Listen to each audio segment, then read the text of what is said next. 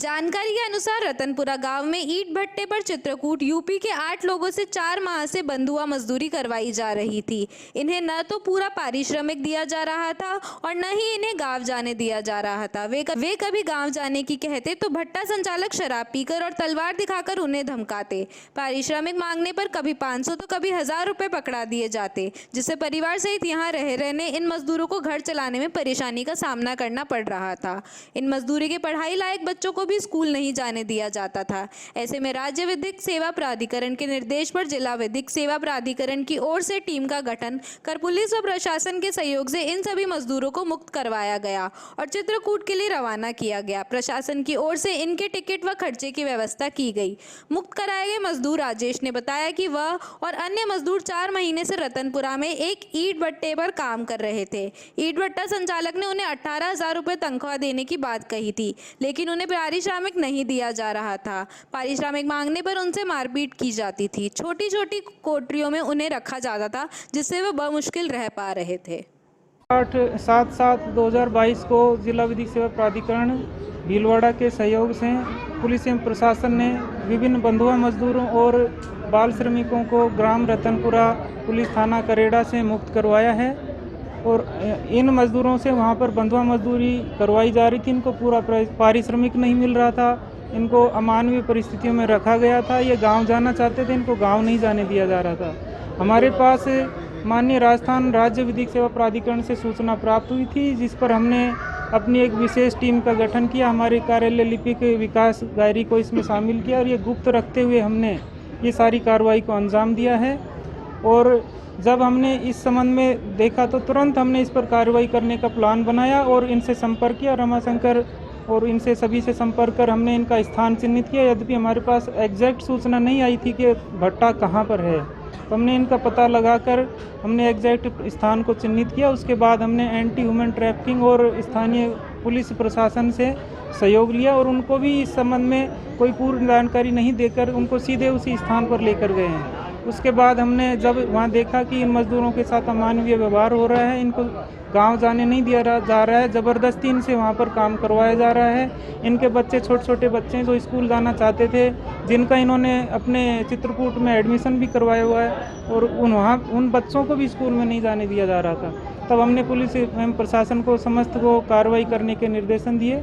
ये बंधुआ मजदूरी का काफ़ी पुराना इतिहास रहा है और अपना देश आज़ाद होने के बाद भी इसमें बंधुआ मजदूरी के मामले आते रहे। तो 1976 में भारत सरकार ने बंधुआ मजदूरी उन्मूलन अधिनियम निकाला था। उसके बावजूद हमारे विशेष काफ़ी प्रयासों के बावजूद भी यदा कदा ऐसे मामले अभी भी सामने आते रहते हैं। गरीबी, अशिक्षा और मजबूरी के चलते आज भी विभिन्न श्रमिक बंधुआ मजदूरी के शिकार हो जाते हैं।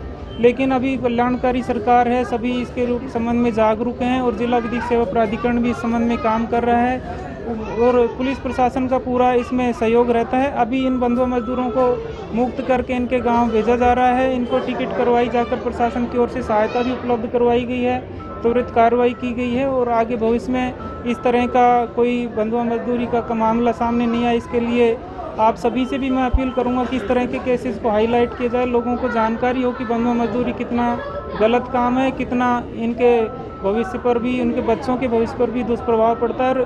ये एक अपराध है जिसको हम अनजाने में कर रहे हैं। तो ऐसे कोई भी लोग जो बंधुआ मजदूरी के काम में हैं उनको सज़ा मिले और आगे भविष्य में इस तरह के काम ना करें, ऐसे उनको सीख मिले। कितने मजदूरों को 8 मजदूर हैं जिनको उन्मुक्त किया गया। उसके साथ में इनके बच्चे हैं, उनका परिवार है। ये चित्रकूट उत्तर प्रदेश से आए हुए हैं और यहाँ पर जब इनको लाया गया था तो कहा गया था कि आपको पारिश्रमिक भी मिलेगा और खाना भी मिलेगा, लेकिन जब हमने जाकर देखा तो ना तो इनके बर्तनों में आटा था, ना ही इनके पास खाने का पर्याप्त सामान था। बहुत छोटी सी जगह में ये पूरे परिवार के साथ एक छोटे छोटे केबिन में निवास कर रहे थे और अब ये जाना चाहते थे। सबसे बड़ी बात ये कि जब ये मजदूरी नहीं करना चाह रहे, अपने घर जाना चाह रहे हैं, तो इसके बाद अगर कोई बकाया भी हो तो वो सिविल मैटर हो सकता है, लेकिन उसके आधार पर कोई किसी को ज़बरदस्ती रोक नहीं सकता, उसकी इच्छा के बिना उससे काम नहीं करवा सकता। इनके साथ यही परेशानी थी कि इनको ना तो गांव जाने दिया जा रहा था, ना इनको पूरा पारिश्रमिक मिल रहा था। अरे पैसा से काम हम जैसे सर करते, पैसा लेने के लिए बुलाते तो ऑफिस में बुलाते कि आओ ले जाओ, और हाथ पकड़ते और मारपीट तो औरतों के साथ नहीं करते पर आदमी के साथ मारपीट करते दारू पी के। तलवार दिखाते। लड़कियों को अकेला बुलाते थे क्या अंदर? जी सर। लड़कियों को भी बुलाते थे क्या अंदर? जी पैसा लेने के लिए बुलाता था ना ऑफिस में कि अपना हिसाब ले जाओ। उनके मम्मी पापा को नहीं बोलता था। तलवार से मारने की धमकी देता हाँ, तलवार से घर ले गया था, दारू पी के उनको मारने की धमकी दिया तलवार से कि मार दूंगा, इधर ही घर जाओगे। संजीव नियत रखता है क्या?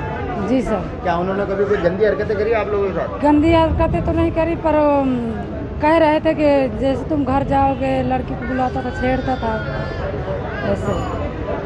कौन कौन थे वो लोग? और उसका भाई एक तो दिनेश ने मारा, एक संजू, एक शिवराज और एक जीजा उसका। 4 आदमी मिलकर मार रहे थे।